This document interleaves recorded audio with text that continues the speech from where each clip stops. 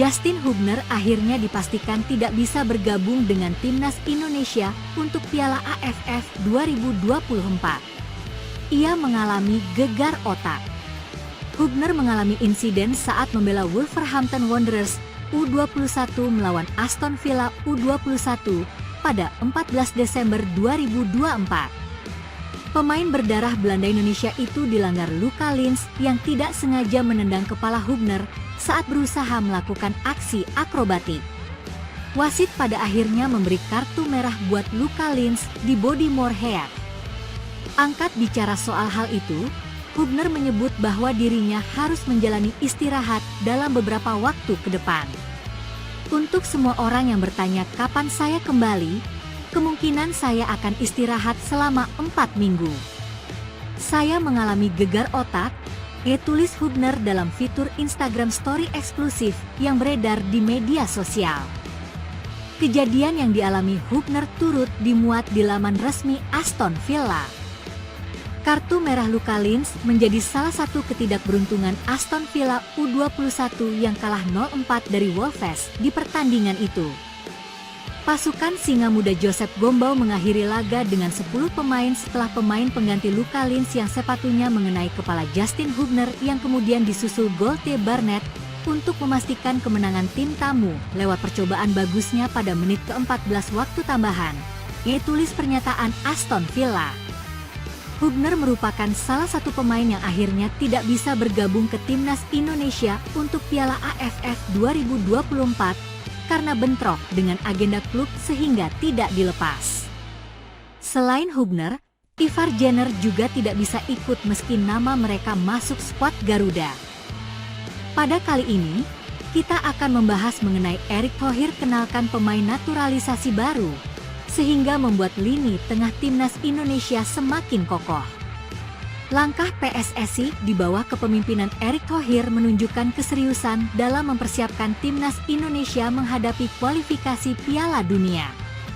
Salah satu upaya terkini adalah mengenalkan gelandang bertahan anyar, David Hanko, yang diharapkan dapat memperkuat lini tengah skuad Garuda. Berikut ini adalah pembahasan mengenai Erick Thohir kenalkan pemain naturalisasi baru, sehingga membuat lini tengah timnas Indonesia semakin kokoh. David Hanko, sosok kunci di lini tengah. David Hanko, pemain keturunan Indonesia Belanda, memiliki kemampuan luar biasa sebagai gelandang bertahan. Statistiknya di Feyenoord Rotterdam pada musim ini menunjukkan performa solid, termasuk 16 kali menang duel 1-1 dan 13 tackle sempurna dalam laga melawan FC Emmen. Pemain berusia 28 tahun tersebut juga memiliki fleksibilitas bermain, karena mampu dipasang sebagai bek tengah jika diperlukan. PSSI memandang posisi gelandang bertahan sebagai kunci dalam memutus serangan balik lawan. David Hanko dinilai sebagai pemain yang tepat untuk mengisi kekosongan tersebut, berkat pengalamannya di level klub Eropa yang kompetitif. Kode positif dari David Hanko. David Hanko mengirimkan sinyal positif terkait keinginannya membela timnas Indonesia. Kekecewaannya terhadap pelatih timnas Belanda, Ronald Koeman, yang tidak pernah memanggilnya, membuka peluang besar bagi PSSI untuk merekrutnya melalui proses naturalisasi. Kabar tersebut semakin menguat setelah David Hanko memamerkan foto bersama keluarganya di Indonesia, yang mana hal tersebut memberikan isyarat kuat untuk bergabung dengan skuad Garuda. UK meningkatkan pertumbuhan tinggi badan. Plus 15 cm dalam 3 bulan. Dampak kehadiran Hanko bagi timnas Indonesia. Kehadiran David Hanko dipastikan akan membuat lini tengah timnas Indonesia semakin solid, terutama saat menghadapi Bahrain di kualifikasi Piala Dunia 2026.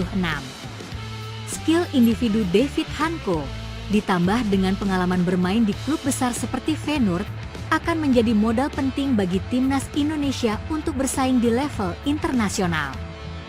Selain itu, fleksibilitas posisinya semakin memberikan opsi taktik yang lebih luas bagi pelatih Shin Tae-yong. Persiapan menuju kualifikasi Piala Dunia.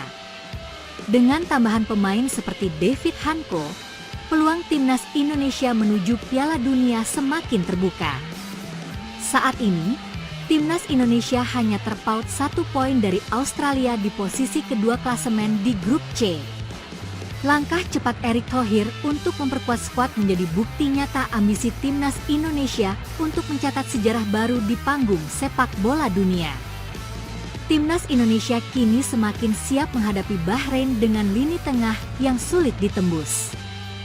Kehadiran pemain berkualitas seperti David Hanko diyakini akan menjadi pembeda dalam perjalanan menuju kualifikasi Piala Dunia. Saatnya skuad Garuda terbang lebih tinggi.